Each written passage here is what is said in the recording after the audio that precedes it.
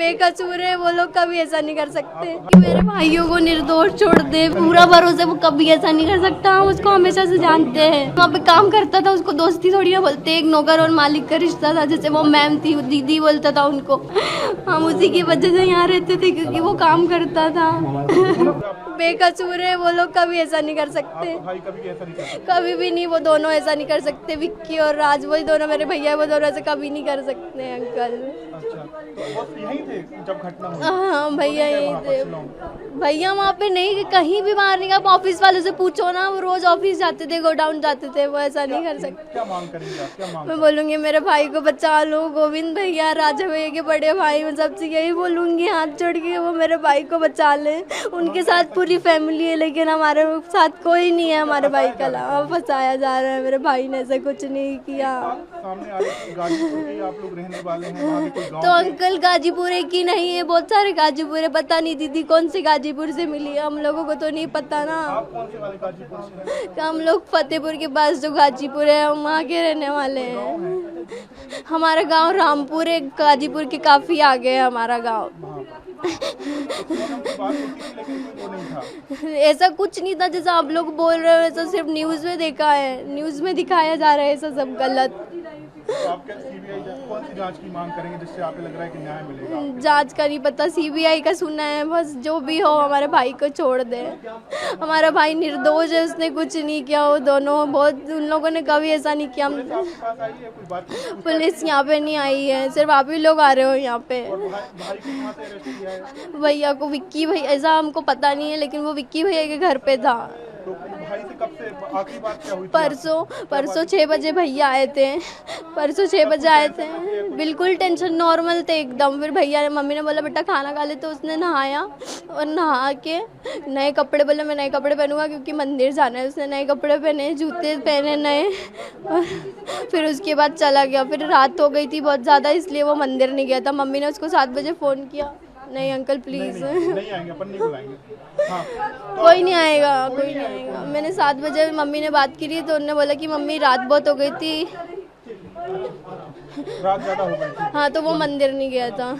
क्या चाहते हैं आप? मेरे को ये बताइए। चाहती हूँ कि मेरे भाइयों को निर्दोष छोड़ दे। विक्की भैया और राज भैया, मैं उनको जानती हूँ, और जो 2 लोगों को नहीं जानती, उन लोगों के बारे में मुझे कुछ पता नहीं है। क्या पता भगवान, वो लोग भी ऐसा नहीं कर सकते। उनको देखा है मैंने, वो छोटे छोटे, उनको फ़ोन में देखा है, बाकी उन दोनों को मैं नहीं जानती।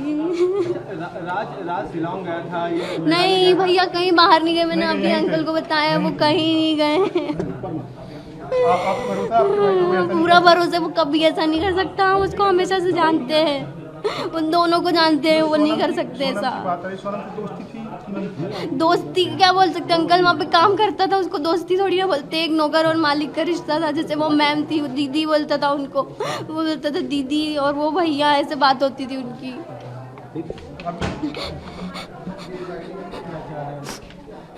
सोनम क्या हम चाहते हैं कि हमारा भाई छूट के आ जाए हमारे पास, उसके अलावा कोई भी नहीं है। सबके पास अपनी अपनी फैमिली है, हमारे पास कोई भी नहीं है हमारे भाई के अलावा। हम उसी की वजह से यहाँ रहते थे क्योंकि वो काम करता था। एक बात और आ रही है कि आप लोग गाजीपुर के ही रहने वाले हैं? नहीं, हम गाजीपुर के नहीं हैं, हम लोग उत्तर प्रदेश फतेहपुर, उसके आगे गाजीपुर आते हैं, लेकिन वो दीदी जहाँ से मिली वो वाला गाजीपुर नहीं है। वो तो कौन से गाँव से? कितना कुछ बोल दिया, आप लोग नहीं जाओगे यहाँ से जब तक।